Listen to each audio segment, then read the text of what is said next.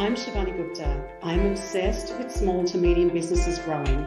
As business owners, we take so much risk and we want to make sure it's worth it. I believe one of the best presents you can give yourself as a business owner is to be able to learn how to scale your people, your profit, and your processes.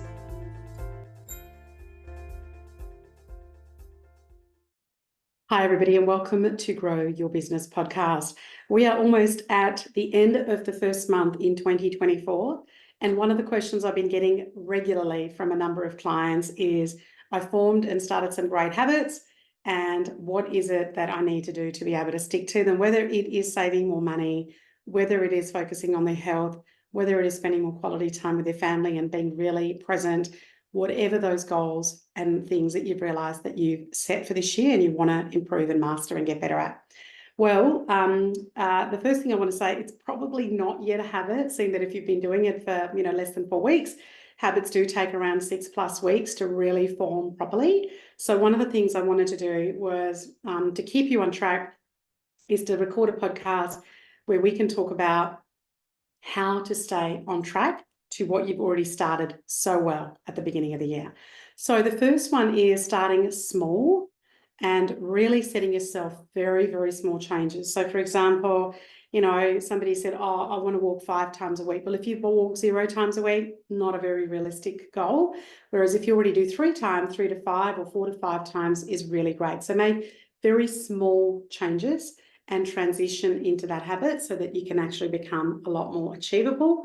And you can then increase the complexity of things depending on where they are. If it's a business goal and you're like, I'm going to record a video every day, but you don't record any videos, then just start off with recording 1 video a week and get that under your belt and really feel like you're mastering that before you move on to other things.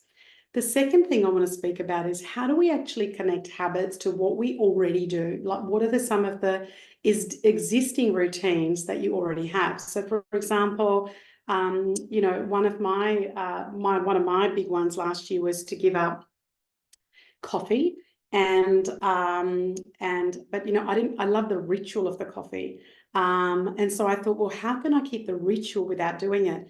I tried it with the teas, it didn't work, and so what I ended up doing was switching to decaf. And now for over a year, I've been drinking decaf coffee. In fact, as I'm recording that, I've made myself a really lovely coffee here, and bought a beautiful coffee machine, and all my beans are organic and really great, and I've moved on to organic coffee. And so again, I haven't completely been able to give up decaf coffee yet, but just starting off with connecting to what your existing routine might. My existing routine is about mid-morning after I've pumped out 2 or 3 hours of work is to go and grab a coffee. So how could I still keep that routine but not be filling my body in with caffeine? Let's try decaf. So how can you take whatever already is there in terms of doing that? And so another example might be, look, I want to do more stretching and I really want to stretch out my body. And so you might say, right, I'm going to do a 1-minute stretch after brushing my teeth every day. So you're already brushing your teeth every day. And what you're going to do is just link that into having a stretch straight after brushing your teeth. So you go, great, here's my timer for 1 minute. You might already have a 2-minute timer for brushing your teeth and be able to put that timer on, stretch for a minute, done, already existing to something that you already do. The third thing that I want to talk about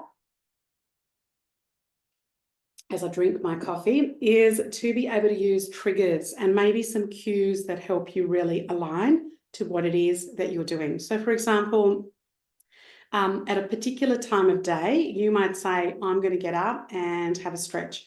You might say at a particular time of day, I'm going to switch work at this particular time, and I'm going to walk out of my office, whether you have a home office or an office space, I'm going to walk out of there. So for example, what are some of the triggers and cues? So for example, I live by my diary and I have a number of things triggered and cued into my diary. And so I have 2 alarms that go off in terms of when I need to finish work. One's about 10 minutes before I actually need to leave. And it says, right, you've got 10 minutes to go. What's the urgent thing that you need to finish here? Let's finish that thing and then move on. And then I know that the second one will remind me to say, get out and do that. I also have been getting up super early. I've been currently writing my next book.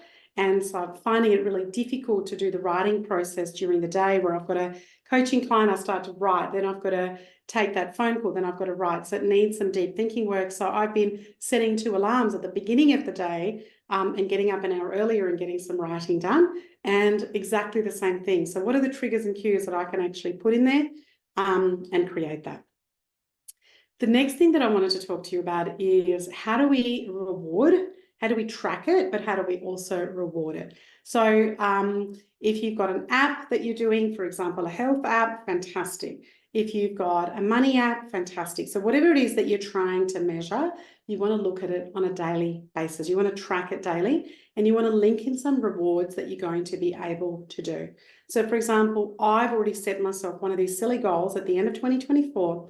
When I reach these 2 specific goals, I'm going to go out and buy myself a sauna, a dry sauna, and have that installed in my house. So you can keep me accountable for that, for those of you that I know, or email me. And I want to be able to get that reward when I reach that particular milestone.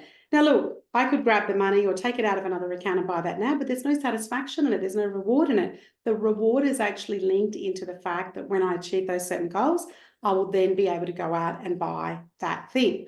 And I haven't looked at whether it's secondhand, new, where I get it, how much it is, but I need to do some of that research as part of that too. But I've set an upper limit in terms of the amount of money that I would spend on that. And the last thing that I wanted to talk about when it comes to forming those new habits, and so many of us that do it really well, it's because we can accelerate a lot of our goals.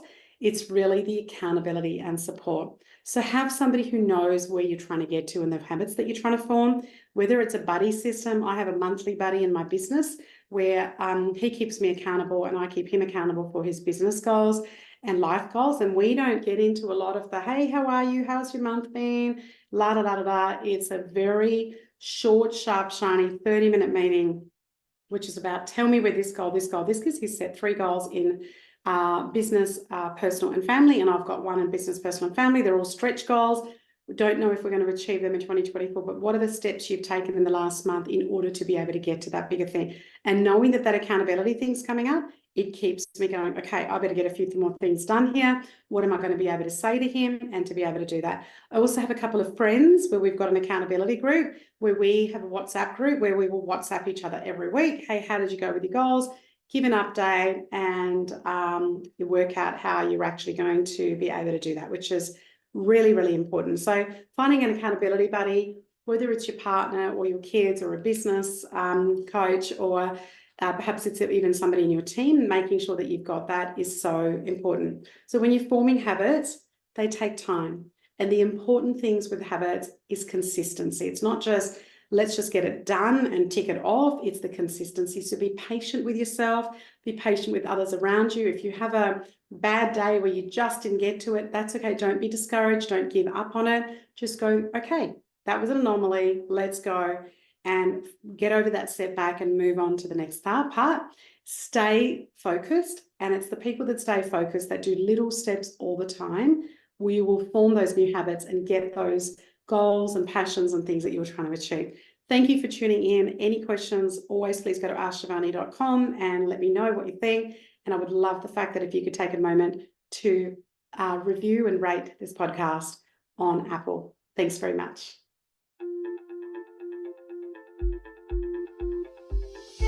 I'm Shivani Gupta, and you've been listening to the Grow Your Business podcast. I hope you got one idea that you can think about or perhaps even implement straight away in your business. Thank you for listening. Follow me on Facebook, Instagram, and LinkedIn under Ask Shivani. Remember, I call it Ask Shivani, so please send me your questions that I can address in this podcast for you. And I would also so appreciate if you went to the Apple Podcast to rate and review this podcast.